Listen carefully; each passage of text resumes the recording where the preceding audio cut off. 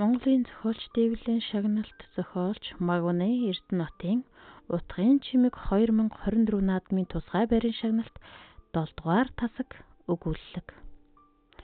Бундмаа энэ 7 хоногт оройн ээлжийн жижигүр эмч байв. Тасгуудаар орж оройн үзлэгийг хийж явсаар өрөөндөө орж ирлээ.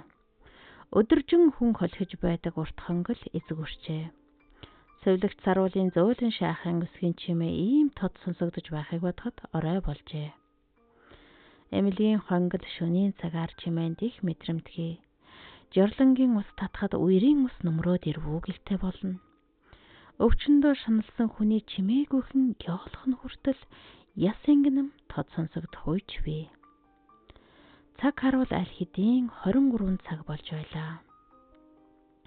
Өнөө орой үзлэг хийхдээ хонголын мухарт байх 7 дугаар тасаг руу орж зүрхэлсэнгүй.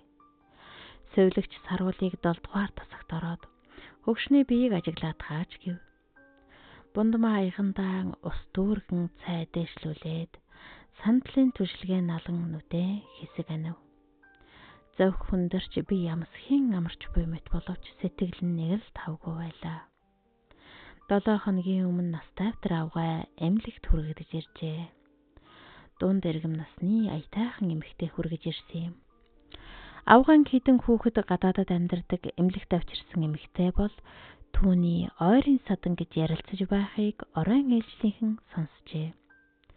Авгай өдөр хэвтсэн тул оройн ээлжинд гарч эхэлсэн бундмаа эрсэн даруйдаал үзлэг хийхээр тасагт нь оров.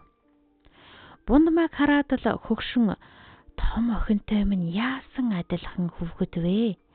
Охинтойгоо уулзсан юм шиг боллоо хэмээн нулимс мэлэмрүүллээ.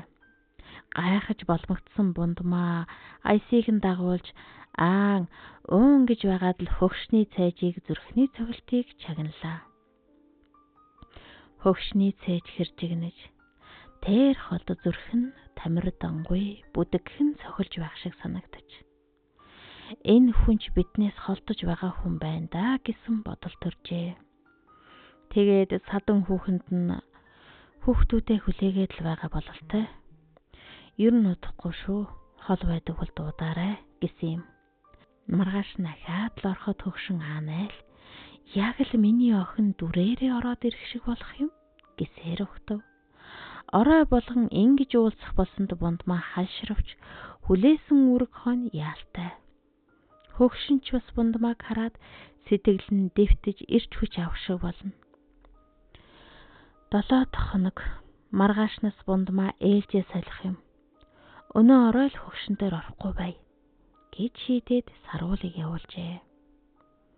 Хоосон хонгилд нүсэр чимээ гаргадаг саруулын шаахан улмын хаалгаар цухойж сувлагч орж ирэв. Аяг цай авч идээшлүүлээд эмчийнхээ өдөс харсан түшлэгтэй сандалд лавхан сууж аваад аяг цай угаадах гэв. Бундмаа өдөс нь харцаа өрөвгөл саруул. Дээдэн хүүгаан би онцгүй байна. Та орж үтснэн дээр баха гэхэд цайгаа аваачих та хамт орё да хоёулаа. 7 дугаар тасаг руу дөхөх тусам айдас мэдрэгдэнэ. Дотроос яолох дуу гарч хүүхдүүд минь ээждээ бараа зүсээ харуулчихаач дээ. Ээжийн мөн ч их зовж байна шүү гэсэн үг сонсогдов. Бундмаа саруул хоёр шалавхан явж орвол дээдэн хүү авган амьсгал дээрдэжээ. Нүдний хүүхэн хараа нөргсөж хамар нь хавчиж мэдрэлгүй болсон гар нь сарвахнаж байв. Гинт эмгэн ухсхийн босож бундмааг тас зурч авлаа. Би та нарт хэлээгүй юу? Миний хүүхдүүд ирнэ гэж. Ямар ч гэсэн миний охин ирлээ гэсээр энэ хүнээс яагаад ч гарахааргүй их хүч гарган тас тэрч нүүр нүдгүй үнсэх гэж оролдлоо. Гайхах зэрэгцсэн бундмаа саруул руу хандаж эмэгтэйг дууд яаралтай хэлв тэсэхгүй болчихлоо энэ хүн гэж нэг амсгайхаар өгсрүүлв. Саруул годхийн гарч гүйлээ. Хөгшний тас зуурсан гарыг тавиулах гэж бундмаа чадлаараа ноцолдож байж арай ихийн оронд нь хэвтүүлв. сүүлчийн тамираа шавхсан хогшин өгөршсөн хуучин бургас үер тавтаж үндсээрээ булгаран унах шиг чимээгүй налав.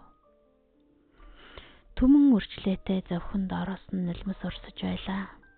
Тэгснэ гинтэл амьдарч явсан он жилүүдийн ад жаргал, баяр гуниг, хайр харуусал бүгдийг нь буцааж биедээ шингээх мэт хоолойгоо хихтнуулж гүнзгий амьсгал аваад чимээгүй болов.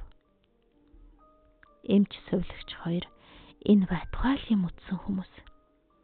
Шүдэн засаад дуусах богинохан агшинд өрнөөд дууссан үхэл амьдралын зааг дээрх энэ удаагийн явдалд бундамаач тэр, саруулч тэр сүрхий хямарчээ.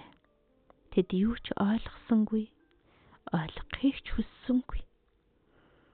Өрөөнөөс шалуухан гарах хэрэгтэй байв. Хонгол чөөлдөх хүмүүсийн чимээ аадар буух шиг, хар салхи босох шиг, цуурайтай нүсэр их дарамттай сонсогдов.